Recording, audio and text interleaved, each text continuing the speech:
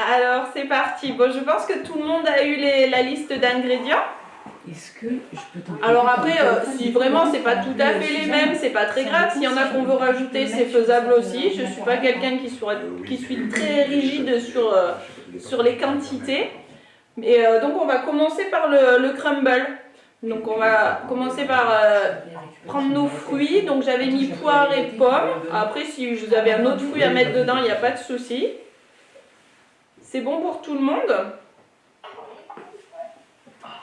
Donc, voilà. Moi j'ai pris des pommes de la région parce qu'à Bagnoles on a des champs de clair, enfin dans les alentours, on a des belles petites pommes. C'est la fin de saison, mais il y en a encore quelques-unes. C'est bon, tout le monde est prêt pour attaquer? Pas... Voilà, on va pouvoir éplucher les fruits. Alors attention, on va pas sur l'ordinateur. Hein.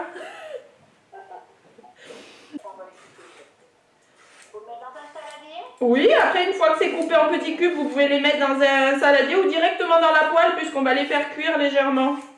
Après, on n'est pas obligé de mettre une matière grasse. Alors souvent, j'utilise la poêle si on a une poêle qui colle pas, une poêle Tefal par exemple. On peut mettre les fruits directement dedans à froid et dès qu'on allume, ça va chauffer tout seul. On n'a pas besoin de mettre de matière grasse. On peut mettre un petit peu d'eau si vraiment on a peur que ça colle. On n'a pas besoin de mettre de matière grasse. Alors les matières grasses ne sont pas interdites, au contraire on en a besoin, hein, ça c'est le petit côté diététique, mais on a besoin des matières grasses quand elles sont crues. Les cuites elles sont pas très bonnes pour la santé, donc on va éviter. Ce qu'on peut faire c'est aussi allumer le four en même temps si vous voulez, pour faire un petit préchauffage. Alors on le met à 180, moi je mets souvent à 180 degrés, mais après c'est vous qui connaissez votre four, vous mettez le four comme vous le mettez d'habitude, la température moyenne. Alors moi je commence à mettre dans ma poêle, mais elle est froide. Hein. Je n'ai pas fait chauffer. Ça c'est plutôt la technique d'utiliser les poêles froides. On a souvent l'habitude de faire chauffer, de mettre de l'huile et ça brûle tout de suite. Alors utilisez plutôt la poêle quand elle est froide, on met en route et puis ça va chauffer tout doucement. Ça respecte un peu plus les produits. Hein. Hop, j'ai découpé tous les fruits en morceaux et je les ai mis à la poêle. Donc si tu as le temps de le faire entre temps, il n'y a pas de souci. Éplucher, découper en petits cubes et puis mis à la poêle. Alors si pour tout le monde c'est bon, on va attaquer la pâte à crumble en même temps parce que quand ça cuit on n'a pas grand chose à faire. Donc on va prendre les ingrédients pour le crumble. Donc vous aviez du sucre, de la poudre d'amande, la farine et du beurre. Alors je crois que sur la recette je vous ai mis les proportions, ça doit être 50 g de chaque. Alors on peut tout mettre en même temps dans le saladier, le beurre, le sucre, la poudre d'amande et la farine. Voilà, le beurre je l'ai coupé en petits morceaux, en tout petits morceaux. On peut rajouter les autres ingrédients, donc la poudre d'amande, le sucre, je vais chercher un écran dans la médiathèque parce qu'on n'entend pas, c'est quoi, on n'entend pas dire. et la farine. Et après, je mets les mains et je touille. Et je fais ramollir le beurre dans mes doigts en même temps. Le but c'est de faire des grumeaux. Alors pour tout le monde c'est coupé le poireau, les champignons ou encore un petit peu. Waouh, super, bravo. Ouais. Je sais plus son prénom. Maryse. Maryse, bravo, il est super joli. Alors ces champignons et ces poireaux, ils sont prêts? On mélange. Comment? Mélanger les légumes. Oui, on peut les mélanger, oui. Moi je les ai mis dans une écumoire. En attendant, parce qu'on va couper le poulet, après on va commencer par cuire le poulet. Et après on mettra nos légumes qui sont coupés. Le poulet, on fait cuire dans quoi? On va le faire cuire dans une casserole, la casserole où on fera cuire notre riz. Alors moi j'ai pris un faitout qui est un peu gros, c'est une casserole en fonte, j'aime bien cuisiner dans la fonte. Et avec le couvercle. Donc vous avez vu, il n'est pas très haut, ça suffit, hein, c'est pour 4 personnes, donc c'est pas très grand. Et on va utiliser la même casserole pour cuire le poulet, les légumes et le riz. Le poulet, il faut le couper en morceaux, hein? Ça dépend comment il est, vous avez quoi comme morceau de poulet? Des filets de poulet, des filets entiers. Oui, bah on peut les recouper un petit peu. Ouais, parfait, on va les couper. J'attendais que tout le monde soit prêt pour le poireau et les légumes. C'est bon pour tout le monde? Oui. Alors, moi j'ai acheté des petites aiguillettes de poulet. Donc c'est pas les filets, mais c'est un petit peu plus petit. Donc je vais pas les recouper, je vais les couper en 2 peut-être. Et puis ça va suffire. Hein? Donc c'est comme vous voulez, si vous voulez que le plat, le poulet, il y ait plein de petits morceaux, ben on coupe en petits morceaux, sinon on peut garder les morceaux entiers aussi. Alors cette fois-ci, on va pouvoir mettre un petit peu d'huile dans la poêle. Hein. Mais on n'est pas obligé finalement. On peut, mais on n'est pas obligé non plus. Du beurre en Normandie. Ouais, il y en a qui mettent du beurre, mais dans le sud, on a l'huile d'olive. Le beurre, ça brûle, alors si on peut éviter... Après, je ne vais pas déroger les règles. Si ça vous plaît de mettre du beurre, mettez-le. Je sais que quand on a une habitude, c'est difficile de changer. Mais le beurre, il a plutôt tendance à brûler quand on le cuit. Donc l'huile d'olive, elle a une température de chauffe qui va beaucoup plus loin. Alors on met la valeur de 2 cuillères à soupe à peu près. Et puis là, on peut allumer la poêle pour qu'elle chauffe tout doucement. Hop. Et puis dès que c'est chaud, on va pouvoir mettre les morceaux pour dorer. Alors vous pouvez préparer une assiette à côté pour mettre les morceaux de poulet, puisqu'on va, une fois qu'ils seront dorés, on va les retirer et on va cuire le riz. Donc vous pouvez vous préparer une petite assiette à côté pour débarrasser le poulet quand il sera doré. Alors ça vous savez faire, hein, on les cuit, on les fait dorer de chaque côté.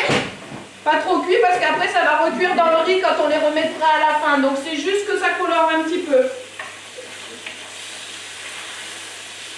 Et moi, une fois que c'est dans la poêle, j'aime bien assaisonner en même temps. Donc là, on peut mettre sel, poivre, épices, celles que vous avez choisies. Alors moi, j'aime bien les herbes de Provence, hein, on est dans le sud.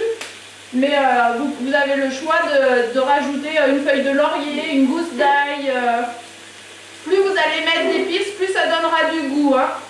Alors l'idée, c'est de ne pas trop saler, puisque le sel, c'est pas très bon pour la santé, donc on va essayer d'en prendre le moins possible. Mais par contre, on en rajoute des épices et des condiments, pour que ça donne plus de goût. Alors moi, j'ai pris de l'ail. J'aime bien mettre de l'ail, je le laisse, je suis feignante, je le laisse entière, je les épluche pas, les gousses d'ail.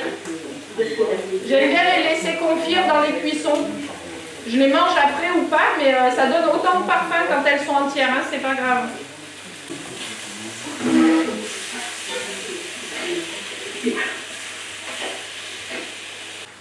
C'est bon, voilà, moi il est doré, il est tout beau. Alors on va les laisser refroidir tranquillement, mais c'est bon quand c'est tiède aussi, hein, donc...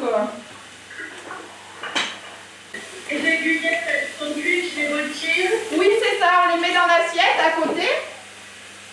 Moi aussi, c'est cuit. Hop, alors moi aussi, je vais présenter, vous voyez, ça fume. Hop, c'est doré, c'est bon.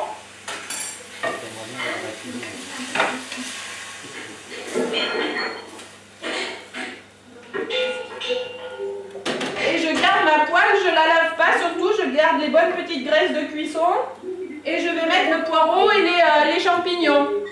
Si vos légumes sont prêts, effectivement, moi aussi, ils sont dorés là. Je vais rajouter le riz.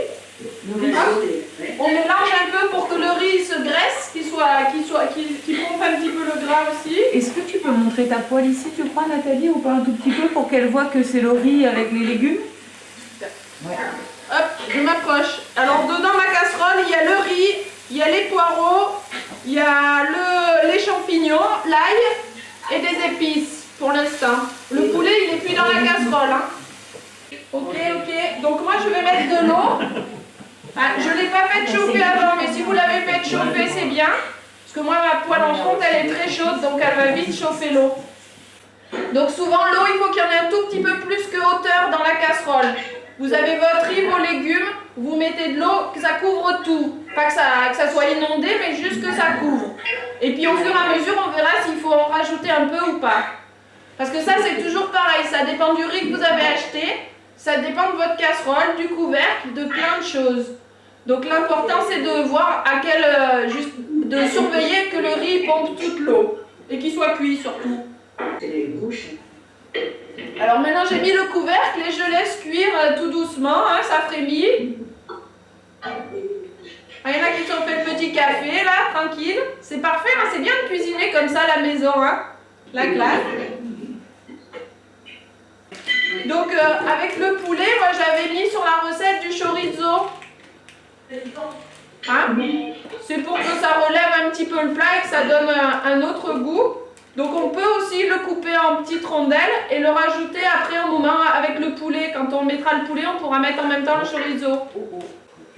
Est-ce qu'à la médiathèque, ils nous voient? Oui, vous voyez à la médiathèque. Venez vous montrer peut-être.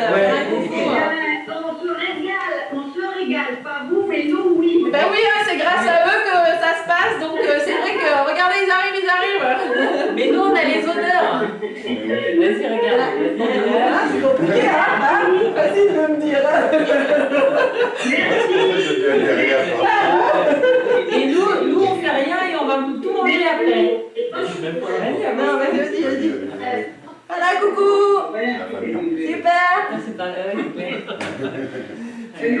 Hop là. C'est le côté magique où on a l'impression que je suis toute seule, mais non, je suis pas toute seule. Hein. Heureusement qu'ils sont là, hein, parce qu'autrement, je sais pas comment je ferais. Hein. Ah, Maryse, il montre ça. Voilà, super Maryse. Très jolie.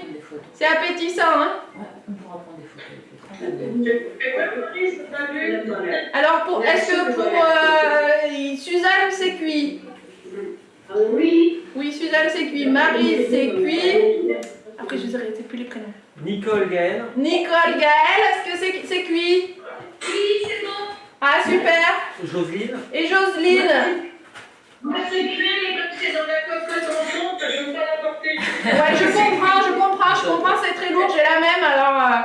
Mais ben bravo, alors parfait. Oui. On est peut-être un petit peu loin. Ah, bon, c'est pas grave. Mais c'est ça l'avantage des écrans, vous voyez, on a pu réussir à faire un atelier à distance. Oui. Alors on va bientôt couper, on vous rappellera un petit peu après pour faire un point tous ensemble, voir comment ça a été pour tout le monde. Et puis pour aujourd'hui, bah, j'espère que ça vous a plu, vous avez passé un bon moment. On va y dire bon appétit. En tout cas, moi c'était chouette, il y a tout le monde qui vient vous souhaiter un bon appétit. Allez. Est-ce qu'elle peut sourire? On va faire une photo. Allez, un joli sourire pour la photo. Oui, bravo à vous. On y est tous. Voilà.